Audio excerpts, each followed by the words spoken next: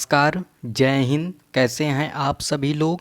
उम्मीद करता हूं सभी लोग अच्छे होंगे, बढ़िया होंगे, स्वस्थ होंगे और पढ़ाई लिखाई को अच्छे तरीके से एंजॉय कर रहे होंगे। साथियों, अगर आप कला विषय से टीजीटी, पीजीटी, एलटी ग्रेड या किसी अन्य एग्ज़ाम की प्रिपरेशन कर रहे हों तो ये वीडियो आपके लिए महत्वपूर्ण है। साथियों, इस वीडियो में डिस्कस करेंगे हम लोग इम्पॉर्टेंट 25 क्वेश्चंस विथ एक्सप्लेनेशन जो आपके आने वाले एग्ज़ाम के लिए इम्पॉर्टेंट है। चलिए क्लास को करते हैं स्टार्ट। पहला क्वेश्चन है, स्त्रियों के मस्तक पर चंद्राकार तिलक किस शैली में मिलते हैं। ऑप्शन ए कांगड़ा शैली, ऑप्शन बी गढ़वाल शैली, ऑप्शन सी गुलेर शैली and last option D Chamba शैली। स्त्रियों के मस्तक पर चंद्राकार तिलक किस शैली में मिलते हैं, तो इसका राइट आंसर हो जाएगा ऑप्शन बी गढ़वाल शैली। इसका राइट आंसर हो जाएगा ऑप्शन बी गढ़वाल शैली। गढ़वाल वर्तमान में उत्तराखंड राज्य में स्थित है। क्वेश्चन आता है कि गढ़वाल कहाँ स्थित है, तो वर्तमान में उत्तराखंड राज्य में यह स्थित है। अगर बात करते हैं गढ़वाल की खोज किसने किया था, तो 1908 में मुकुंदी लाल बैरिस्टर ने गढ़वाल शैली की खोज की थी। कब? 1908 में।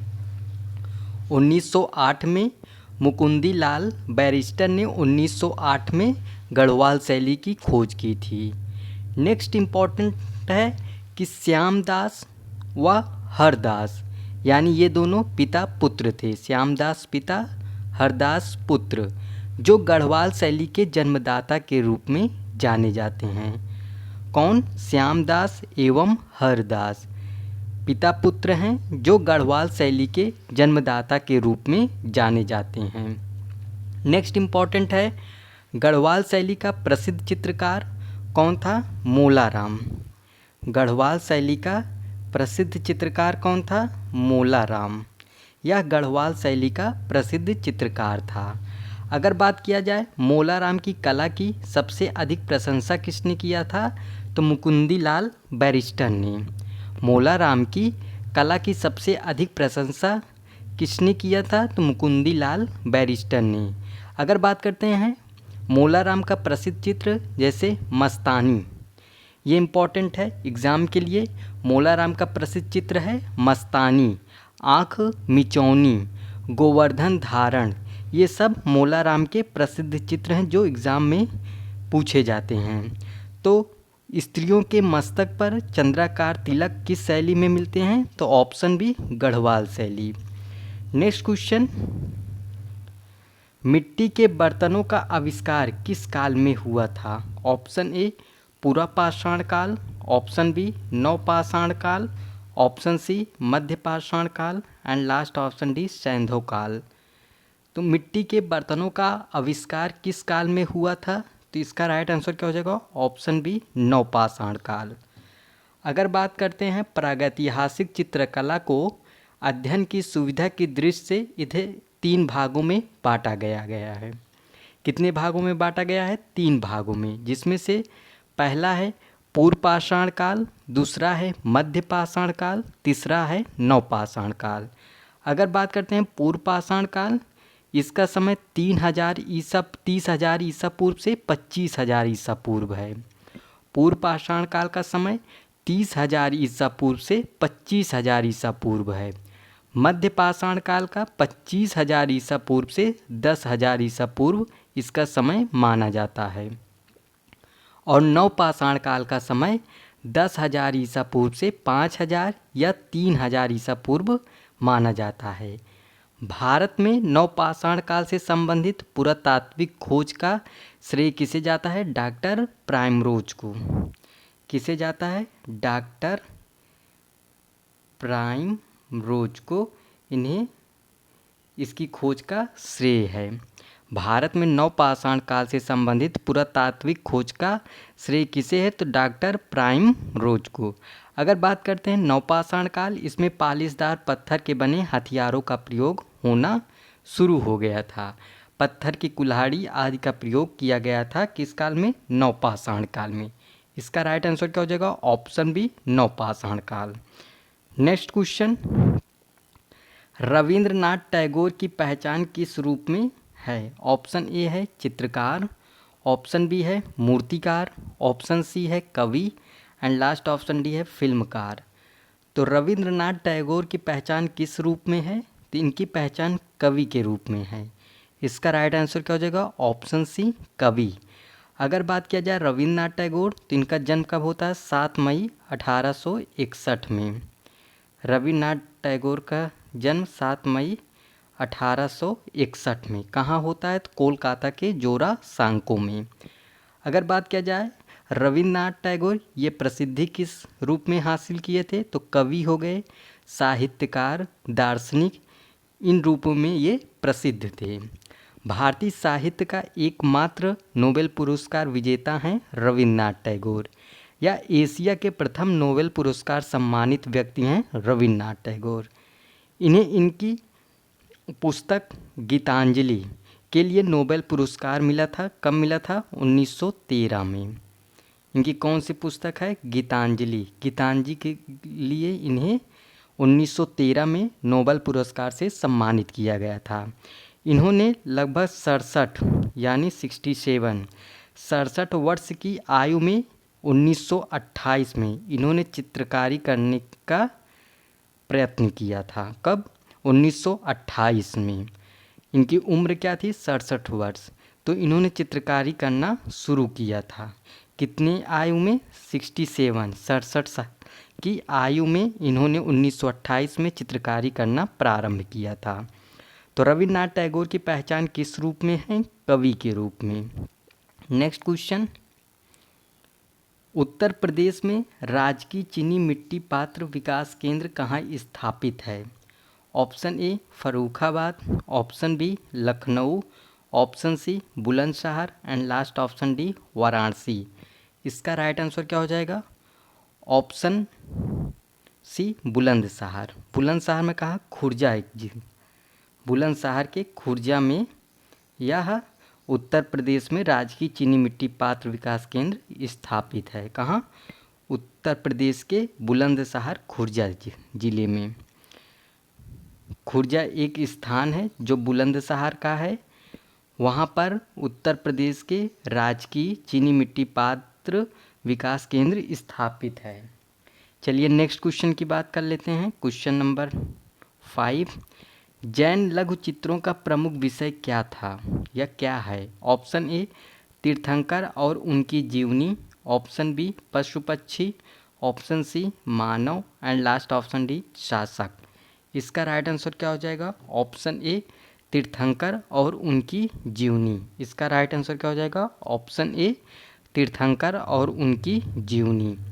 नेक्स्ट क्वेश्चन, राजा रवि वर्मा नामक पुस्तक किसने लिखी? Option A Rama Varma, option B स्वयं Ravi Varma, option C Ranjit Desai and last option D इनमें से कोई नहीं। तो राजा रवि वर्मा नामक पुस्तक किसने लिखी थी? तो रंजीत देसाई ने। इसका राइट आंसर क्या हो जाएगा? Option C Ranjit Desai. Next question, Kangra शैली का प्रमुख चित्रकार कौन था? Option A Kushanlal, option B Shyamlal, option C Ramlal and last option D Nainsukh. तो कांगड़ा शैली का प्रमुख चित्रकार कौन था? वह था कुशनलाल। इसका राइट आंसर क्या हो जाएगा? Option A Kushanlal. अगर बात करते हैं कांगड़ा, कांगड़ा पहले नगरकोट नाम से जाना जाता था। किस नाम से? नगरकोट। कांगड़ा को पहले नगरकोट के नाम से जाना जाता था। अगर बात करते हैं कांगड़ा चित्रकला का विकास एवं उन्नति किसके शासनकाल में होता है? तो राजा संसार चंद्र के काल में। किसके काल में? राजा संसार चंद्र के काल में कांगड़ा शैली का विकास एवं चरमोत्कर्ष दिखाई देता है। अगर बात किया जाए संसार चंद्र को कांगड़ा चित्रकला के महान संरक्षक के रूप में जाना जाता है। किसे? संसार चंद्र को। कांगड़ा चित्रकला का दूसरा नाम पहाड़ी चित्रकला है। इसी कांगड़ा शैली को पहाड़ी शैली के नाम से जाना जाता है, या पहाड़ी शैली का दूसरा नाम या कांगड़ा का दूसरा नाम एक दूसरे का है। कांगड़ा शैली का दूसरा नाम पहाड़ी शैली, अगर पहाड़ी चित्रकला, अगर बात करते हैं पहाड़ी चित्रकला का दूसरा नाम कांगड़ा चित्रकला। कांगड़ा चित्रकला पर मुगल शैली का प्रभाव था। किस शैली का? मुगल। किसका प्रभाव था? मुगल का। कांगड़ा चित्रकला पर मुगल शैली का प्रभाव था। पहाड़ी शैली का प्रधान केंद्र कांगड़ा माना जाता है। पहाड़ी शैली का प्रधान केंद्र कौन था? कांगड़ा। इसका उत्कर्ष काल कब से है? 1786 से 1805 तक। किसका? कांगड़ा का। कांगड़ा का उत्कर्ष काल कब से कब तक है? तो 1786 से 1805 ईस्वी के मध्य इसका उत्कर्ष काल दिखाई देता है। तो कांगड़ा शैली का प्रमुख चित्रकार कौन था? तो कुशन लाल। नेक्स्ट क्वेश्चन, मैसूर शैली किस राजा के संरक्षण में अत्यधिक उन्नति को प्राप्त हुई? Option A Krishnaraj, option B Krishnadev, option C Krishna प्रथम and last option D Krishnakant. इसका राइट आंसर क्या हो जाएगा? Option A Krishna Raj. इसका right answer option A Krishna Raj. Next question, Patna शैली के उत्थान का समय था? ऑप्शन ए 17वीं शताब्दी, ऑप्शन बी 18वीं शताब्दी, ऑप्शन सी 19वीं शताब्दी एंड लास्ट ऑप्शन डी 20वीं शताब्दी। तो पटना शैली के उत्थान का समय क्या था? 19वीं शताब्दी। इसका राइट आंसर क्या हो जाएगा? ऑप्शन सी 19वीं शताब्दी। अगर बात करते हैं कंपनी शैली या पटना शैली की खोज कब होती है? 1943 में। पटना शैली या कंपनी शैली की खोज कब होती है? 1943 में। किसने किया था? तो पीसी मानक ने। किसने किया था? पीसी मानक ने। अगर बात करते हैं मुगल तथा यूरोपीय तत्वों के मिश्रण से बनी चित्र शैली कंपनी शैली है। मुगल तथा यूरोपीय चित्रों के मिश्रण से बनी कौन सी चित्र शैली है? तो वह कंपनी शैली है। कंपनी शैली व्यापारिक केंद्र के कारण इसे पटना चित्रकारों का केंद्र माना गया। व्यापारिक केंद्र के कारण पटना चित्रकारों का केंद्र बना ये कंपनी शैली। अगर बात करते हैं कंपनी शैली या पटना शैली सबसे पहले मुर्शिदाबाद नगर में पल्लवित हुई। कहाँ? मुर्शिदाबाद में। सबसे पहले यह कहाँ पल्लवित हुई? तो मुर्शिदाबाद में। कंपनी शैली या पटना शैली सबसे पहले कहाँ पल्लवित हुई? तो यह मुर्शिदाबाद में। अगर बात करते हैं पटना शैली के चित्रकारों को सर्वप्रथम किसे संरक्षण प्राप्त था? तो अंग्रेज अधिकारियों का। पटना शैली के चित्रकारों को सर्वप्रथम अंग्रेज अधिकारियों का संरक्षण प्राप्त हुआ था। तो पटना शैली के उत्थान का समय कब है? 19वीं शताब्दी। नेक्स्ट क्वेश्चन, सिंधु सभ्यता में चित्रकला की सबसे अधिक सामग्री कहाँ मिलती है? ऑप्शन ए मोहरों पर, ऑप्शन बी पात्रों पर, ये होगा पात्रों पर, ऑप्शन सी स्तंभों पर एंड लास्ट ऑप्शन डी गुफाओं पर। तो सिंधु सभ्यता में चित्रकला की सबसे अधिक सामग्री कहाँ मिलती है? तो इसका राइट आंसर हो जाएगा ऑप्शन बी पात्रों पर। इसका राइट आंसर क्या हो जाएगा? ऑप्शन बी पात्रों पर। नेक्स्ट क्वेश्चन, के हब्बर का प्रसिद्ध चित्र मुर्गे की लड़ाई कहाँ संग्रहित है? ऑप्शन ए चंडीगढ़ संग्रहालय, ऑप्शन बी राष्ट्रीय संग्रहालय, ऑप्शन सी पंजाब संग्रहालय and last option D Kolkata संग्रहालय। तो के हब्बर का प्रसिद्ध चित्र है मुर्गे की लड़ाई, यह कहाँ संग्रहित है? तो यह चंडीगढ़ संग्रहालय में। इसका राइट आंसर क्या हो जाएगा? ऑप्शन ए चंडीगढ़ संग्रहालय। अगर बात करते हैं के हब्बर, इनका जन्म कब होता है? 1912 में। इनका जन्म कब होता है? 1912 में। कहाँ होता है? कर्नाटक में। 1912 में इनका जन्म होता है कर्नाटक में।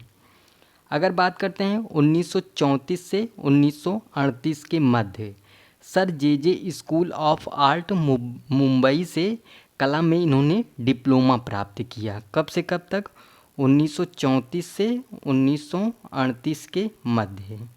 कब की घटना है? 1934 और 1938 के मध्य sir J school of art Mumbai से कला में डिप्लोमा प्राप्त किया इन्होंने। अगर बात करते हैं सशक्त रेखांकन के लिए ये प्रसिद्ध कलाकार के रूप में जाने जाते हैं। सशक्त रेखांकन हो गया, लयात्मक रेखांकन हो गया, उसके लिए ये प्रसिद्ध थे। बांग्लादेश का जन्म 1971 का चित्र है इनका। बांग्लादेश का जन्म 1971 में इन्होंने बांग्लादेश का जन्म चित्र इनके द्वारा बनाया गया था। के हब्बर के रेखा चित्रों का संग्रह भारत कला भवन वाराणसी में सुरक्षित है। कहाँ पर? भारत कला भवन वाराणसी में। तो के हब्बर का प्रसिद्ध चित्र मुर्गे की लड़ाई कहाँ संग्रहित है? तो इसका राइट आंसर क्या हो जाएगा? ऑप्शन ए, चंडीगढ़ संग्रहालय। नेक्स्ट क्वेश्चन की बात करते हैं। बनारस के घाटों का चित्रण इनमें से किसने किया? ऑप्शन ए है राम सुतार, ऑप्शन बी है राम कुमार, ऑप्शन सी है Gopal Ghosh and last option D Vikas Bhattacharya. तो बनारस के घाटों का चित्रण इनमें से किसने किया था? तो इसका राइट आंसर हो जाएगा ऑप्शन बी, राम कुमार। अगर बात करते हैं राम कुमार के बारे में तो इनका जन्म कब होता है? 1924 में। राम कुमार का जन्म कब होता है? 1924 में। कहाँ होता है? शिमला में। इनका जन्म 1924 में शिमला में होता है, जो हिमाचल प्रदेश में पड़ता है। अगर बात करते हैं इनकी शिक्षा 1943, कब इन्होंने शिक्षा ग्रहण की थी? 1943 में इन्होंने एमए में अध्ययन करते समय राम कुमार ने कला की शिक्षा शारदा उकील स्कूल ऑफ आर्ट में सैलोज मुखर्जी के निर्देशन में कला का अध्ययन किया। एक बार ध्यान से समझिएगा कि 1943 में एमए में अध्ययन करते हुए कला की शिक्षा शारदा उकील स्कूल ऑफ आर्ट में सैलोज मुखर्जी के निर्देशन में इन्होंने कला का अध्ययन किया। अगर बात करते हैं राम कुमार या अमूर्त घनवादी चित्रकार हैं। कैसे हैं?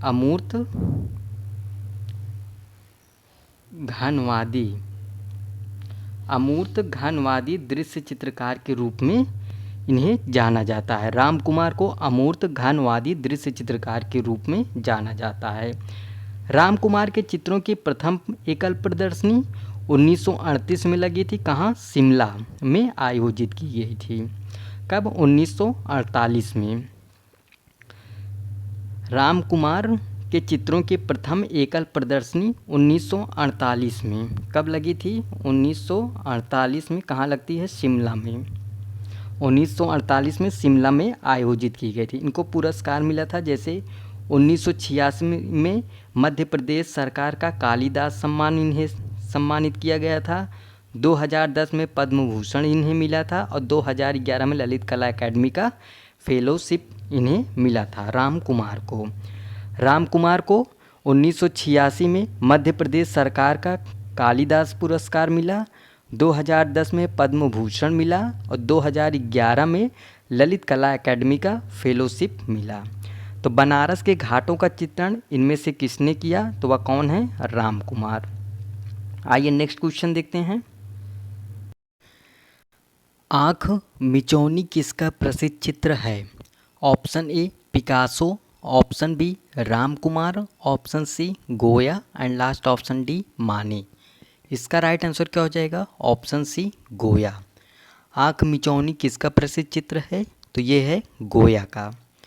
नेक्स्ट क्वेश्चन, चोल राजाओं ने किस धर्म को संरक्षण प्रदान किया था? ऑप्शन ए जैन धर्म, ऑप्शन बी बौद्ध धर्म, ऑप्शन सी शैव धर्म एंड लास्ट ऑप्शन डी इनमें से कोई नहीं।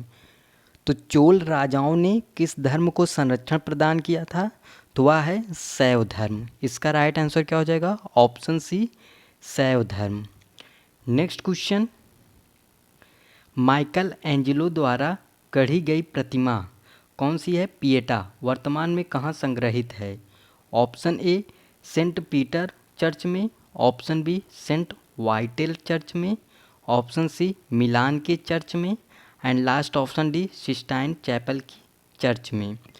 इसका राइट आंसर क्या हो जाएगा? Option A, Saint Peter church में। माइकल एंजेलो द्वारा गढ़ी गई प्रतिमा पिएटा वर्तमान में कहाँ संग्रहित है? तो सेंट पीटर चर्च में। नेक्स्ट क्वेश्चन, बसौली शैली को आरंभ में किस नाम से जाना जाता है? ऑप्शन ए, लोक कला, ऑप्शन बी, तिब्बती कला, ऑप्शन सी, पहाड़ी कला एंड लास्ट ऑप्शन डी, भारतीय कला। तो बसौली शैली को आरंभ में किस नाम से जाना जाता है? इसका राइट आंसर क्या हो जाएगा? तिब्बती कला।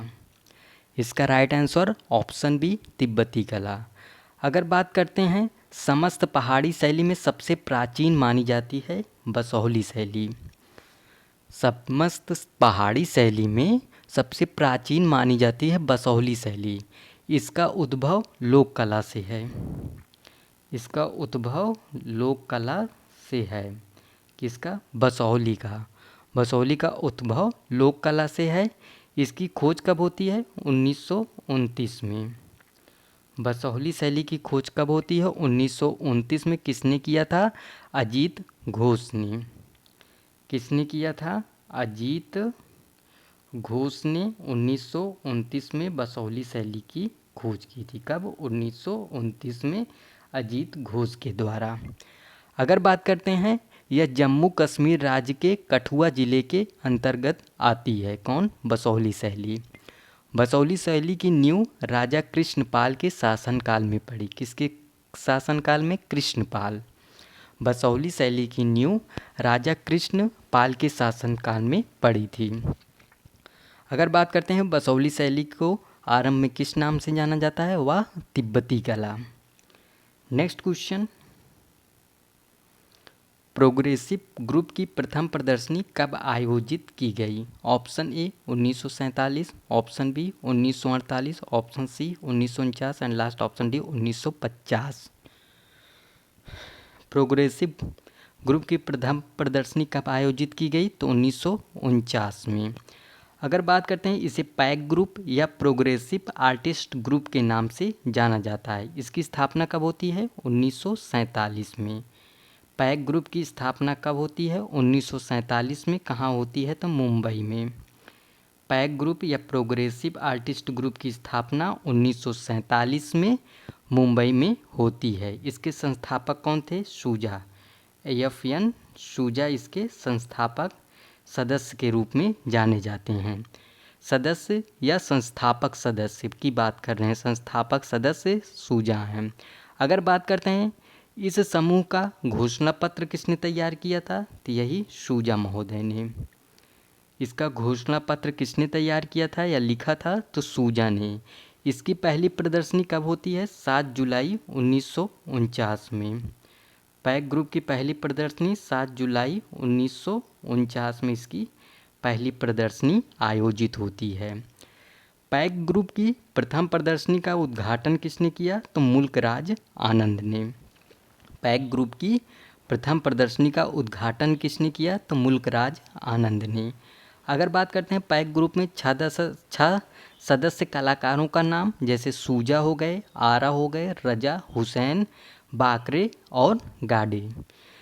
तो ये 6 सदस्य कलाकार हैं। तो प्रोग्रेसिव ग्रुप की स्थापना या प्रथम प्रदर्शनी कब आयोजित होती है? 1949 में। स्थापना 1947 मुंबई में। चलिए नेक्स्ट क्वेश्चन, स्फुमेटो है। ऑप्शन ए छाया प्रकाश दिखाना, ऑप्शन बी रेखांकन करना, ऑप्शन सी रंगों को भरना एंड लास्ट ऑप्शन डी सभी। तो स्फुमेटो क्या है? तो यह छाया प्रकाश दिखाना। इसका राइट आंसर क्या हो जाएगा? ऑप्शन ए छाया प्रकाश दिखाना। नेक्स्ट क्वेश्चन, गोथिक कला थी। ऑप्शन ए भवन निर्माण कला, ऑप्शन बी मूर्ति कला, ऑप्शन सी चित्रकला एंड लास्ट ऑप्शन डी पुस्तक कला। तो गोथिक कला थी, क्या थी? भवन निर्माण कला। इसका राइट आंसर क्या हो जाएगा? ऑप्शन ए भवन निर्माण कला। नेक्स्ट क्वेश्चन, ऑन मोनार्की नामक प्रसिद्ध ग्रंथ है। ऑप्शन ए गेटे, ऑप्शन बी दांते, ऑप्शन सी अरस्तु एंड लास्ट ऑप्शन डी प्लेटो। तो इसका राइट आंसर क्या हो जाएगा? ऑप्शन बी दांते। चलिए नेक्स्ट क्वेश्चन की बात कर लेते हैं। 2016 के पद्म भूषण से सम्मानित प्रसिद्ध मूर्तिकार राम सुतार किस प्रदेश से हैं? Option A Uttar Pradesh, option B Gujarat, option C Nai Delhi and last option D Maharashtra. तो 2016 के पद्म भूषण से सम्मानित प्रसिद्ध मूर्तिकार कौन है? राम सुतार, या किस प्रदेश से संबंधित हैं? तो यह महाराष्ट्र से। इसका राइट आंसर क्या हो जाएगा? महाराष्ट्र। अगर बात करते हैं इनका जन्म कब होता है? 19 फरवरी को। राम सुतार का जन्म 19 फरवरी 1925 में महाराष्ट्र में इनका जन्म होता है। कहाँ? महाराष्ट्र में। कब होता है? 19 फरवरी 1925 में। महाराष्ट्र का एक ज़िला है धुलिया। धुलिया जिला के गुंटूर नामक इस ग्राम में इनका जन्म होता है। ध्यान से समझिएगा, राम सुतार का जन्म 19 फरवरी 1925 में महाराष्ट्र का जिला धुलिया, ग्राम गुंटूर में इनका जन्म होता है। इनका पूरा नाम क्या था? रामवंजी सुतार। इनका पूरा नाम रामवंजी सुतार। अगर बात करते हैं, ये अपने गुरु कृष्ण जोशी से प्रेरणा लेकर राम सुतार ने मूर्ति कला की शिक्षा जे स्कूल ऑफ आर्ट मुंबई से की थी। इन्होंने अपने गुरु, इनके गुरु कौन थे? रामकृष्ण जोशी। रामकृष्ण जोशी से इन्होंने प्रेरणा ग्रहण की। उसके बाद ये जे स्कूल ऑफ आर्ट से मुंबई से कला की शिक्षा ग्रहण किया। अगर बात करते हैं, इन्हें 1999 में पद्मश्री से सम्मानित किया गया था। कब? 1999 में पद्मश्री मिला था। 2016 में इन्हें पद्म भूषण मिलता है। तो 2016 के पद्म भूषण से सम्मानित प्रसिद्ध मूर्तिकार राम सुतार किस प्रदेश से हैं? तो यह महाराष्ट्र से हैं। चलिए नेक्स्ट क्वेश्चन देखते हैं। पीटर पॉल रूबेंस का जन्म कहाँ हुआ था? Option A Italy, option B Germany, option C France and last option D Paris. इनका जन्म कहाँ होता है? जर्मनी में। पीटर पॉल रूबेंस का जन्म कहाँ होता है? तो इनका जन्म जर्मनी में होता है। चलिए नेक्स्ट क्वेश्चन। कौन कोलकाता ग्रुप से संबंधित है? Option A Rabindranath Tagore, option B Maqbool Fida Husain, option C Nirod Majumdar and last option D इनमें से सभी।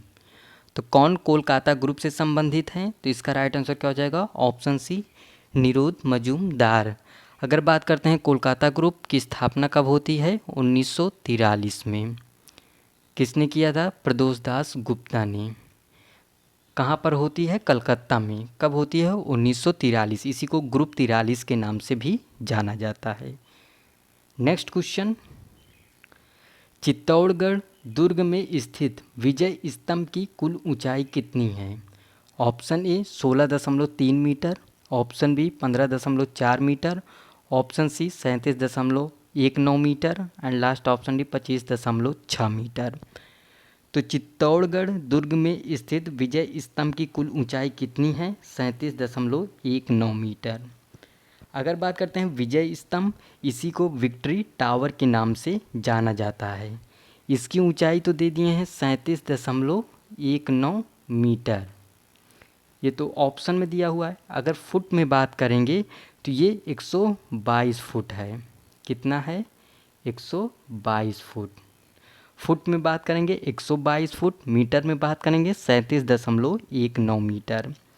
अगर बात करते हैं वर्ष 1448 की घटना है। कब की?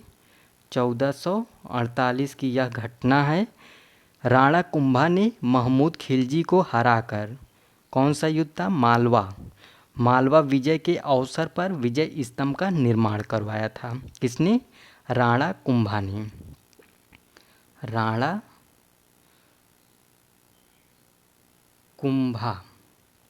राणा कुंभा ने मालवा विजय के अवसर पर विजय स्तंभ का निर्माण करवाया था। मालवा विजय ये राणा कुंभा और महमूद खिलजी के बीच हुआ था, जिसमें महमूद खिलजी को हरा दिए थे राणा कुंभा ने, और मालवा विजय के बाद इन्होंने विजय स्तंभ का निर्माण करवाया था।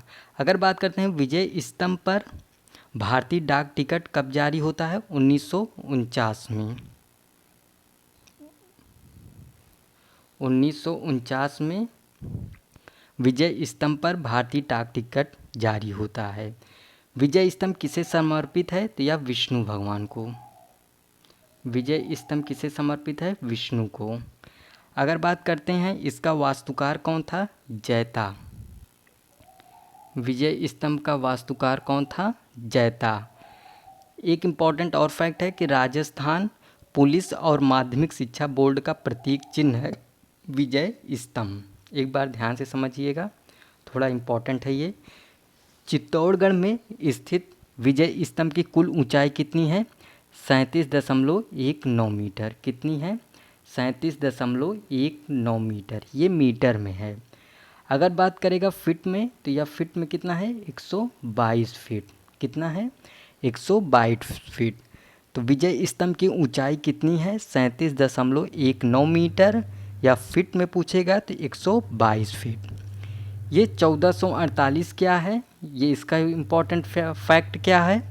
तो 1448 में राणा कुंभा ने महमूद खिलजी को हराकर विजय स्तंभ का निर्माण करवाया था।